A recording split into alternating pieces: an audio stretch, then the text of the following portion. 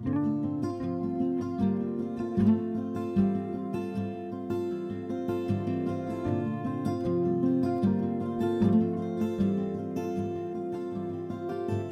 Heather Gibbons, and this is Hawthorne Valley's 50th anniversary podcast, Roots to Renewal. Thank you for joining us. This episode marks 6 months of conversations designed to help mark this significant milestone in Hawthorne Valley's journey. And so far, we've enjoyed sharing the stories of our friends and contemporaries, folks from around the world who dedicate their lives to meeting the ecological, social, and spiritual needs of our time. As we head into the next 6 months, you'll be hearing more voices from within our organization as well. Roots to Renewal is made possible by the generous support of Tierra Farm, a family-owned, environmentally conscious manufacturer and distributor of organic dried fruits and nuts. Learn more at tierrafarm.org. Since 2016, John Bloom has been the General Secretary of the Anthroposophical Society in America. He serves as a spokesperson for the society and country representative in the international movement. He also served for more than 20 years as Vice President for Organizational Culture of RSF Social Finance in San Francisco, retiring at the end of 2020. As part of his work at RSF, John developed and facilitated conversations and programs that address the intersection of money and spirit in personal and social transformation. He wrote frequently for RSF's Reimagine Money blog and has fostered collaborative dialogues on the challenging social aspects of money. As part of his work, he has helped develop awareness of issues surrounding land and biodynamic agriculture across the U.S.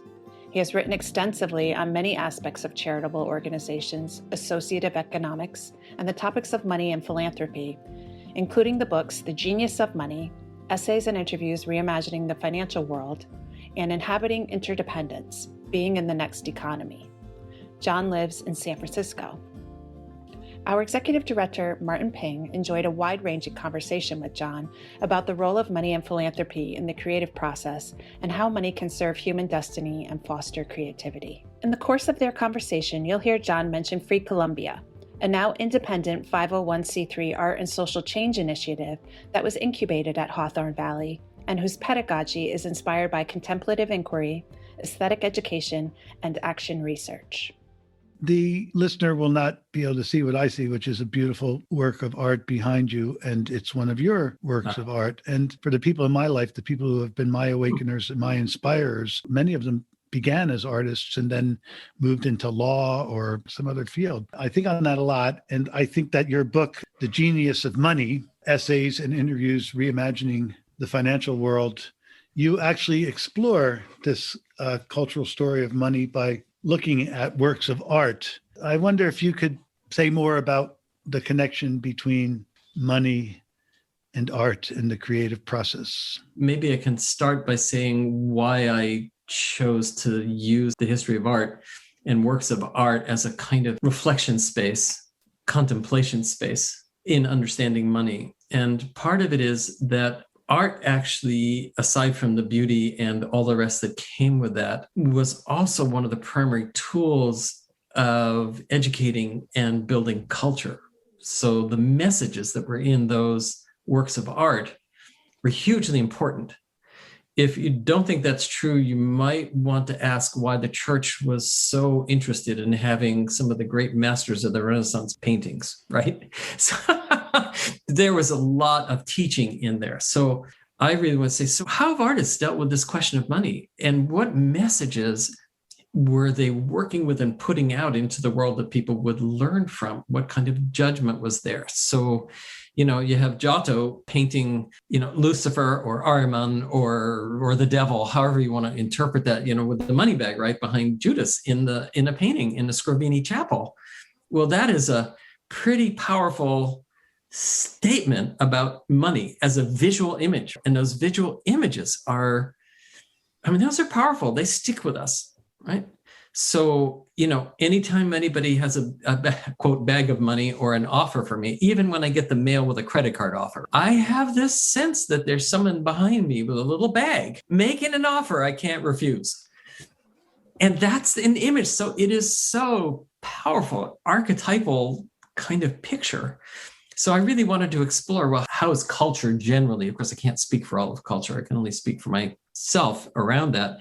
But how have we digested these images and how have they played out in our lives and had meaning in our lives and influenced how we see the world and the money world. So it actually pretty much scans the history of art to some degree.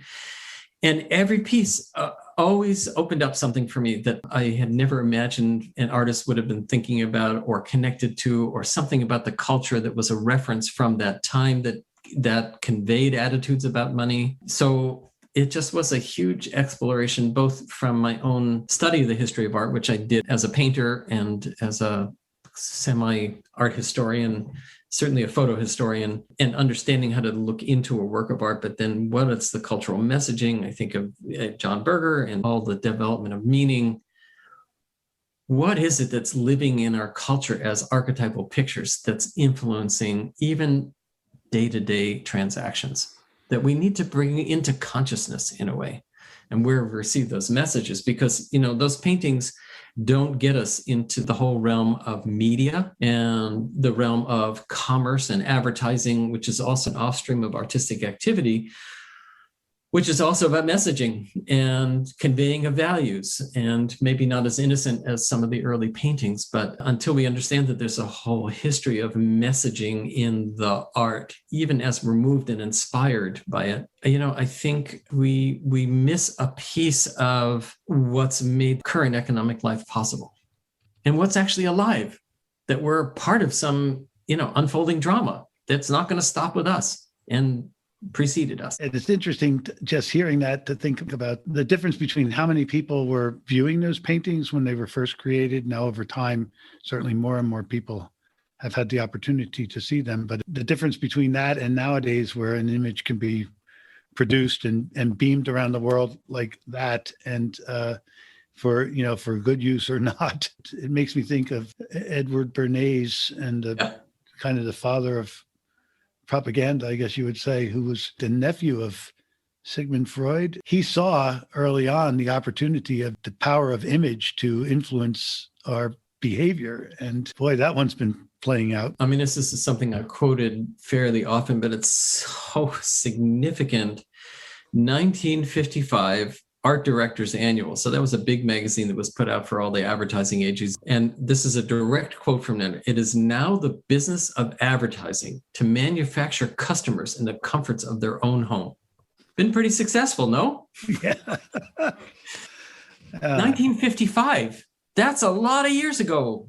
And so that has been a primary motivator to basically manufacturing customers. They said customers, we call them consumers now. So in a way, that's treating the human being who's receiving that message as a commodity. That is not what I would call ennobling the human being. Ultimately, education, which is an art itself, and the arts, the actual production of, visual and performing arts, need gift support. And so if one looks from an associative economic standpoint at the flow of money and its multiple forms, if all that surplus, which of course needs and should accrue to a reasonable degree so that people can retire and take care of themselves, that's not the point. But how much overaccumulation do we need? So how much do we go beyond what is actually what I call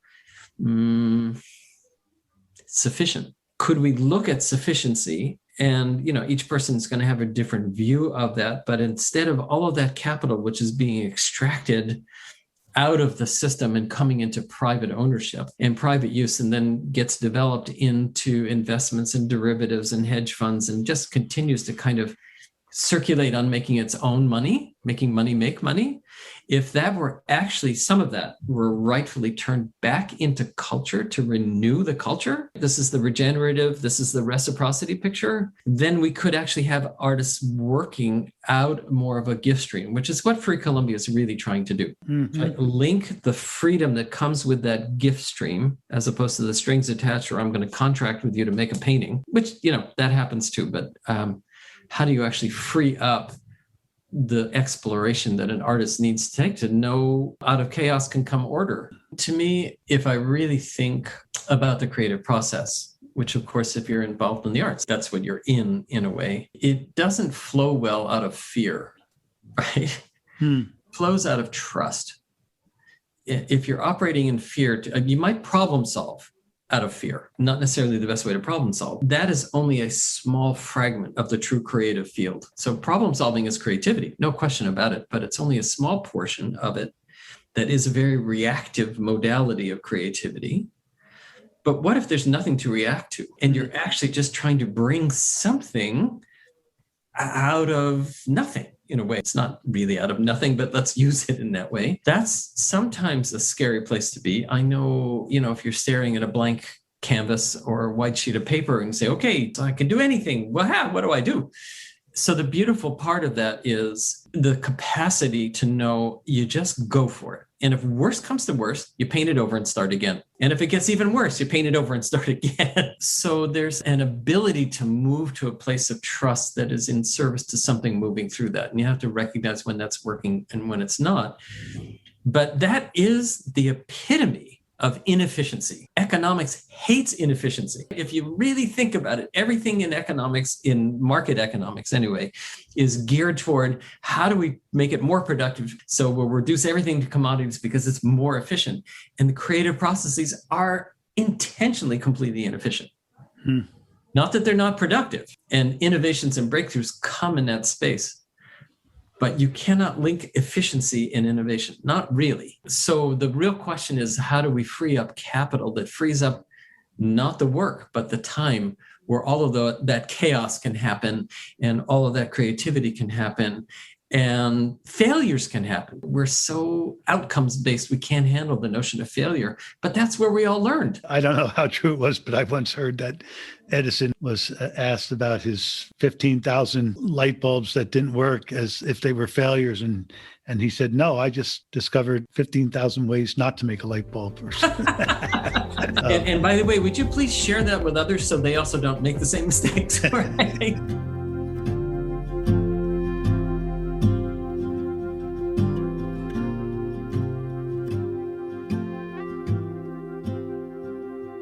Most of the years that I've known you have been through an hour-long association with what was first called Rudolf Steiner Foundation and then became RSF Social Finance. You just very recently ended your very impressive tenure with RSF, which was how many years? Almost 23 years. 23 years. I was wondering if you could describe the mission of RSF Social Finance and maybe say a little bit about your role within RSF. So I would say about RSF Social Finances, it was actually founded first and foremost out of a study of Rudolf Steiner's economics lectures. So almost everything that was put in place as practices in the early years of Rudolf Steiner Foundation came from aspects of those lectures, practices around associative economics, practices around lending, how to think about lending, how to build community and the nature of economic communities. And then also the question of how money serves human destiny. And I think that question was at the core of some of the founding principles. And of course, meeting practical needs in the world, hugely important. And it really was an expression of spirit is never without matter and matter's never without spirit, in the sense that one actually had to work in the material world, but with what attitude? How could one actually come to that place? So that was, I would say, sort of the core founding ideals. My work really was in building the culture of the organization as an organization that values reflection, values learning and growth, and the development of every individual in the organization as a kind of path where, we're doing that and sharing that together. And sometimes that works for a long time, and sometimes it's a short period of time. That is not the point. What's the fundamental, how is it nourishing people who are coming to work there so that they feel like they're growing and changing and have opportunities in the world? That was really where I showed up in many ways, even though I was, of course, busy supporting lots of projects and kind of doing that same work, but in other organizations and helping them along. So it's all, learning process, because one always informs the other.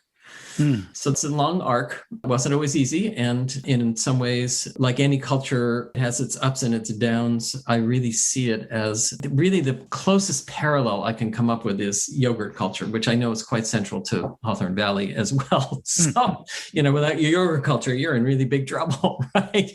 But you probably have no idea. So I'm just going to use this as a parallel example. You probably have no idea how many people have taken Hawthorne Valley yogurt and started their own personal yogurt culture with the Hawthorne Valley yogurt. Right? Right? You haven't probably ever thought of that, right? No, shocking. Right? So you right away you can go say, wait, product control. And you say, no, gift to the cosmos, right? Right? It's actually the seed that makes many other things possible. So in some ways, I've really seen the culture building like that. And when somebody has left RSF or gone someplace else, that they take that with them and try to bring that into wherever they are going next, right? And colleagues have said, I love the work that I'm doing now, but I really miss the culture.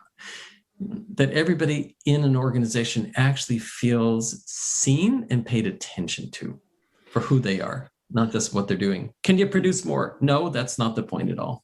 Like, who are you and how are you showing up every day and what are your challenges? And for me, the key to associative economics is, what is the purpose of economic life? The purpose of economic life is actually to support human beings being able to survive together on the earth, and that the earth actually surviving the human beings working with it in relationships. So ultimately, economics is about the material life and how we meet needs and our needs are met. That's really the essence of it. I've sort of boiled it down to the simple statement of unused resources with unmet needs. And when you begin to match unused resources and unmet needs, you get economic life. That's how it surfaces. So if you hold the sort of human being at the center of it, then that's part one. Part two of it is that you really have to look at the nature of gift as the whole foundation of all economic life. And that's not what you will find in any economics textbook anywhere, right? It just doesn't exist in an economics textbook. You might get philanthropy. Oh, you get to do philanthropy after you've, basically extracted millions of dollars from the system. Then you get to give it back, right? Maybe. That's one rather editorialized view of philanthropy. And it's not at all always like that. I just exaggerate on purpose. But the fact is, when you look at natural resources, you look at the land, you look at the forest, the sky, the air, they all pre-existed us in a way. And they're not economic. They came as gift to us. And if we receive them as gift, then we start to work on, we bring our capacities. So capacities are also gifts, right? So nothing is economic until it begins to come into the practical and into production. So every human being has different capacities. And those are each person, we call them gifts, right? Oh, what gifts does that person bring, right? Current parlance is, that's my superpower, which is intriguing to me, but we all have gifts that we bring to the world. We all have something that we showed up on the earth to do on behalf of humanity. So that's also gift. And then this question of capital, which most everybody confuses with money. It's not money, right? For me, the definition of capital is how spirit, how intellect, how inspiration shows up in the practical world, in the economic life. That's what capital is. So the fact that we have ideas, those are resources. We have an infinite amount of capital around us that we can then bring in service. So that is also a gift. Nobody manufactured that, right? So we have the three basic elements of economic life, which when they start to come in relationship to each other, you get associative economic activity. But if you understand that it all started in gift, then there's a certain humility that comes in that says, we can't keep extracting without giving back, because gift is a kind of a reciprocity process where you receive something and you give, you receive, you give. Without giving and receiving, no reciprocity, there's really no gift. Giving a gift to someone to no receiver makes no sense whatsoever. And in fact, it isn't really a gift until it gets there, right? So that's such a profoundly different view of our relationship to the world. that has to be underpin all of this associative economic activity. Then we can look at money differently in relation to capital and our, inner life and our, in a sense, our behavior around money, the notion of reputation, how we come together, how we set price. All of those things change when, first of all, we're all operating in gift. And second of all, it's all about people, and people make up the economy. So it really isn't until you get natural resources turned into commodities and labor turned into commodities and capital turned into a commodity, in other words, using capital to make more capital, that they disconnect from human productivity and start to kind of turn into something themselves, which is an extractive economy. It's a thing-based economy, a product-based economy. It's not a human-based economy. I would encourage anyone listening to this podcast that they read your book, Inhabiting Interdependence, Being in the Next Economy.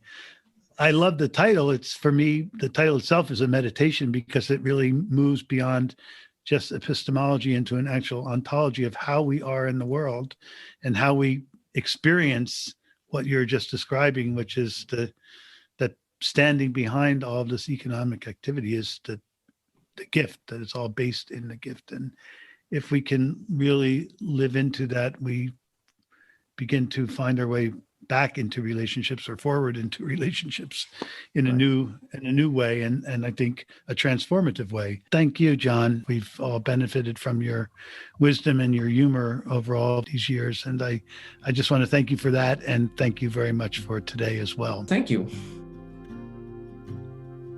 If you're interested in hearing more from John, he regularly shares musings on a variety of topics in his From the General Secretary posts on the Anthroposophical Society in America's website. His books, The Genius of Money and Inhabiting Interdependence, are available at Steiner Books. Their web address is steinerbooks.presswarehouse.com. Thanks for listening to Hawthorne Valley's Roots to Renewal podcast. We are an association comprised of a variety of interconnected initiatives that work collectively to meet our mission. You can learn more about our work by visiting our website at hawthornevalley.org. Hawthorne Valley is a registered 501c3 nonprofit organization, and we rely on the generosity of people like you to make our work a reality. Special thanks to our sponsor, Tierra Farm, without whom this podcast would not be possible. We're so grateful for their continued support and the support of grassroots contributions from our listeners. To make a donation, visit hawthornevalley.org/donate. If you'd like to support us in other ways, consider sharing this episode through social media or leaving us a review wherever you listen to this podcast. Thank you to Grammy Award-winning artist Aaron Dessner for providing our soundtrack, and to Aaron Ping for his editing expertise. Join us next time for part 2 of our conversation with Frances Moore LePay as we help celebrate the release of the 50th anniversary edition of her best-selling book, Diet for a Small Planet, in September. And in October, we'll share a conversation with accomplished artist, arts educator, and the co-founder of Lightforms Art Center in Hudson, New York, Martina Mueller.